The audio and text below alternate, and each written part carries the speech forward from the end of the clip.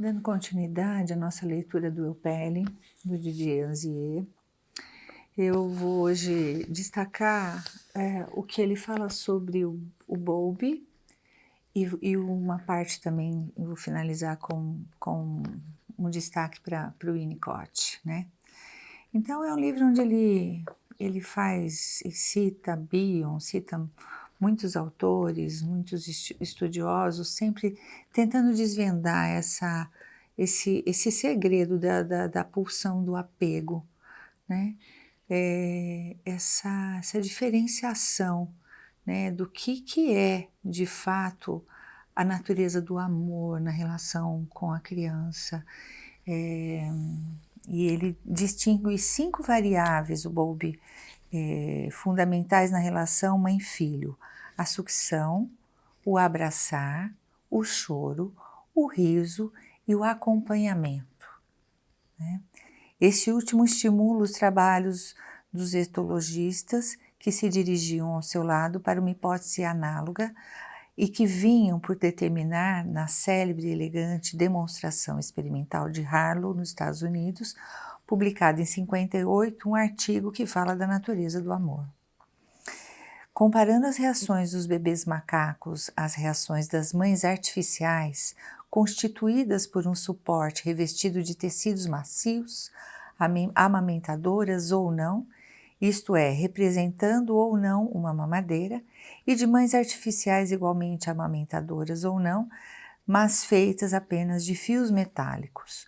Constata que, eliminada a variável a amamentação, a mãe pele é sempre preferida à mãe fio metálico como objeto de apego e que considera a variável a amamentação. Esta não introduz uma diferença estatisticamente significativa.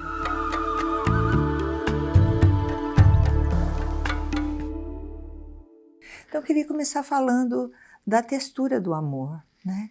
Eu acho que assim, o amor tem textura, o amor tem que ser macio, o amor tem que ser, tem que ter uma boa temperatura. E a relação com a criança, a gente tem que tentar reproduzir esse afeto através desse contato, desse pano, desse macio, né?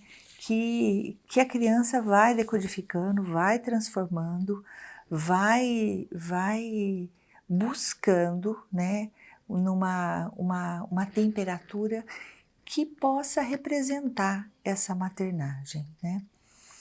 Então, eu vou entrar um pouco no que o Bowlby fala, né, dessa história com as crianças e falando da pulsão de apego. Olha que interessante poder falar de que há não só a pulsão oral, não só a pulsão genital, mas pensar a pulsão de apego, como a gente tem necessidade, né? Assim, como a gente fica muito árida se a gente tiver sem experiências de apego. Então vamos lá para o Bowlby. Na página 28 ele cita: o apego é por ele considerado dessa perspectiva como uma forma de homeostase. O fim para a criança é manter a mãe a uma distância que a deixe acessível. Os processos são o que conserva ou aumenta a proximidade. Deslocar-se para, chorar, abraçar, ou que encoraja a mãe a fazê-lo, sorrir e outras amabilidades. A função é uma função de proteção do pequenino, particularmente diante dos predadores.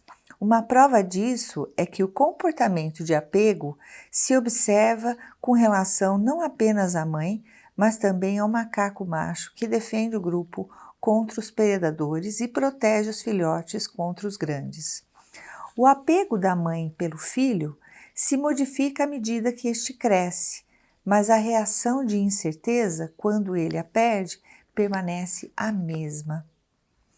A criança suporta as ausências cada vez mais prolongadas da mãe, mas fica sempre da mesma maneira, perturbada se ela não retoma no momento esperado. O adolescente conserva esta reação, interiorizando-a, pois ele tem tendência a escondê-la dos outros até até dele mesmo, né? Então, é muito interessante pensar que uma vez mãe, né, nós temos os nossos filhos, independente das idades, esperando algo de nós. Então, a nossa textura é macia, o nosso jeito, a nossa voz, o nosso cuidado com o outro e não consigo mesmo, estar sempre buscando falar algo porque tem alguém esperando a sua voz, o seu comentário.